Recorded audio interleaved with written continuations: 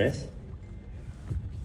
Hello, kay Direk Brillante po. Since wala pong script no and may kanya-kanyang interpretation yung actors niyo po sa characters nila, paano po nag-evolve yung story as the story progresses po? Well, actually, merong script. Meron akong sinusundan na structure. So, nabuo ko na yan bago ko mag-shooting. Hindi ko lang sinishare sa kanila. Selfish ako eh. Hinahayaan nila na sila yun. So, kasi gusto ko rin ma-discover sa kanila yung ganito nilang interpretation. So, meron akong structure ng kwento, pero sa kanila as characters, they have to develop themselves, no? Kasi parang mas magaling sila doon dahil mga artista sila and mas nararamdaman nila yung characters, no? Mas nagiging three-dimensional sa kanila. Whereas with me, aring meron akong ibang perception, pero siyempre as a writer-director, meron din akong ibang nakikita. Pero I trust them, kaya mas pinili kong hindi share sa kanila yung buong kwento. And I let them discover the characters and the story as we progress with it. Same din po sa leads natin. Ano po yung na-discover niyo doon sa characters niyo as the shooting progresses? Tita Boots muna. Or Tita Boots. Or Mag-Chal. Ako, talagang malalim ang pagmamahal ko kay Catherine. Gagawin ko ang lahat para ipakita yung pagmamahal na yun, iparamdam ko yung pagmamahal na yun. Dahil pinagkait sa akin yun eh. Pinagkait sa akin ng aking mga magulang, ng sosyedad, nung panahon ng kabataan namin, where same-sex relationships were found. So, nung nabigyan ako ng pagkakataon na magpakatotoo, talagang puso, diwa, lahat, yung lalim ng pagmamahal, binigay ko kay Catherine. Yun ang ano tawag dito? Yun ang depth ng pagkakaintindi ko at pagkakakilala ko kay Concha.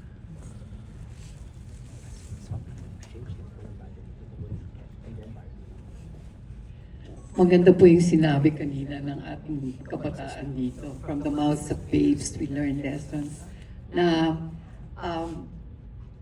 parang love has no label. Walang label yan, walang boundaries. Walang sinisino.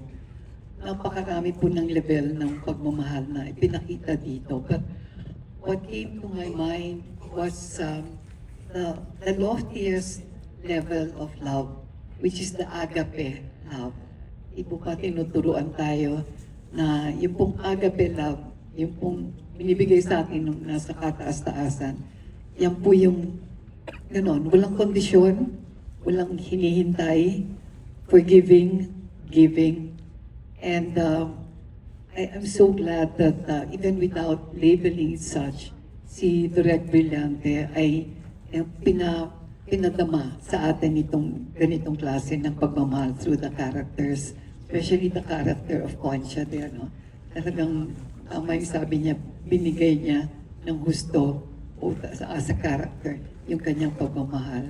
And I want to also I want to invoke the young people's consciousness kasi ang akala po ng marami dahil mga adults kami, pang matanda ito. But where is Barbie? The story is told from the point of view of a high school girl. So pang Gen Z po itong pelikulang ito. Thank you, Barbie, and thank you, Direk. Pakisabi po sa iba.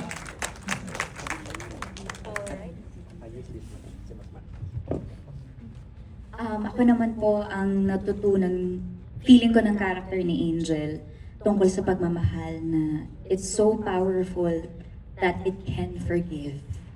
Kasi sa dulo, pinili niyang patawarin ng mga magulang niya.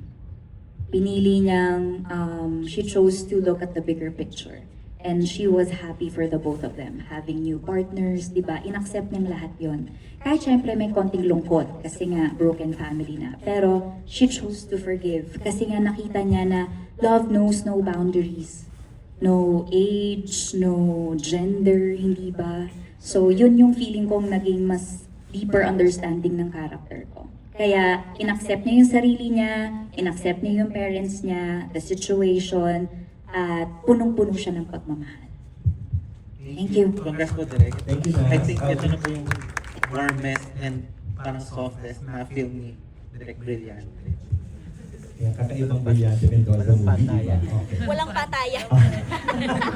Walang poverty, walang walang political. But it is a love story told on the big screen for the Love Month.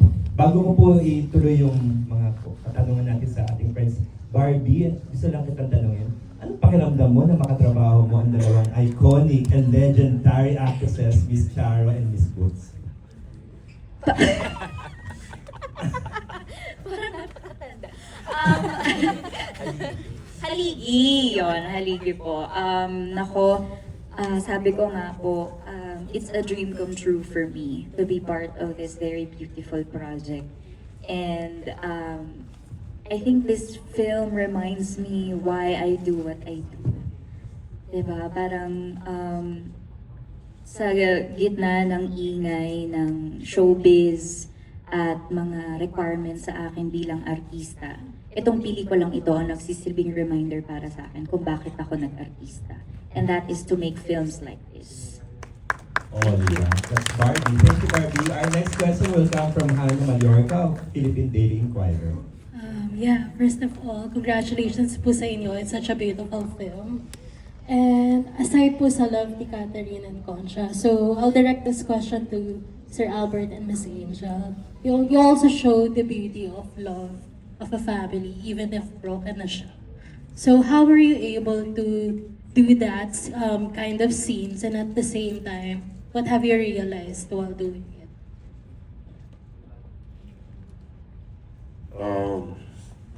The role we portrayed is today, stay in time. Marami tayong broken marriages, marami tayong single mom or those type of things. And ngayon lang natin natanggap, based on this film, na na-accept from both parties na life goes on.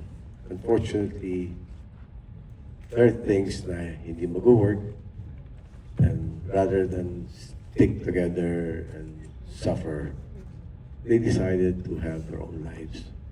And yet, in the middle, they still love their daughter. So I believe that's very important. Yes, I have seen that kind of setup sa my own family. Ibig kong sabihin, the family that I grew up in, you know, my nanay and my tatay, ganun din sila. You know, they were fighting until they can't take it anymore, and they just had to admit to themselves na hindi talaga nag-work. And it worked better for us, sa aming mga magkakapatid. Tapos ganun din sa mga, you know, in my own, with my daughters and their dad. It sometimes, when you accept what's going on and you don't resist it, it becomes easier, and it reveals itself to you, and tells you na there's a better way to be together and to build your family. Hindi kailangang pilitin, kasi pag pinipilit mo, minsan it resists more. Ganon. And then the kind of woman naman that my character, that I portrayed, I see that in a lot of women now. Di ba, maraming mga babae, importante talaga sa kanilang career nila. And it's just so beautiful how, yun nga yung sinabi ni Barbie na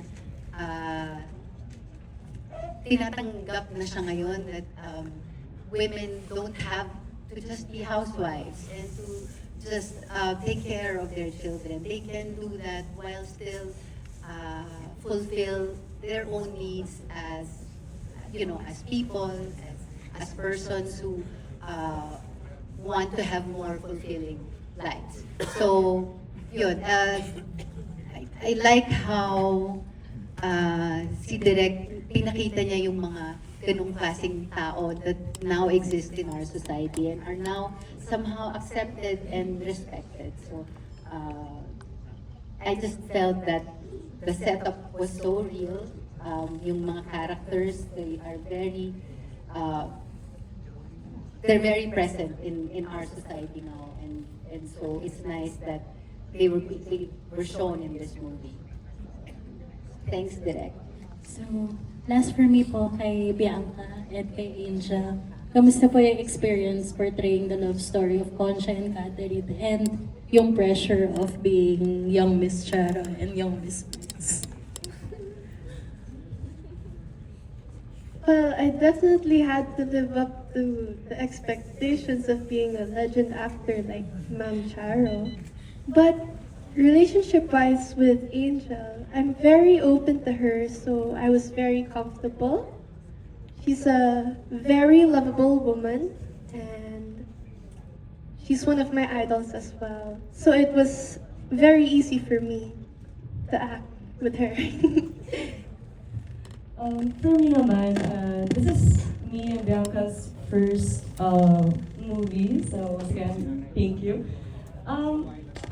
Working with the legends, it was so heartwarming because I would have thought for our first movie, I get to work with such an amazing task. And of course, working with Bianca was very smooth kasi in real life, we're very close. So, nung nagpe-prepare kami for our scenes, ayun, we just had fun, and ayun, we're very open with yung boundaries namin and mga kailangan namin gawin. We even practiced the kissing scene.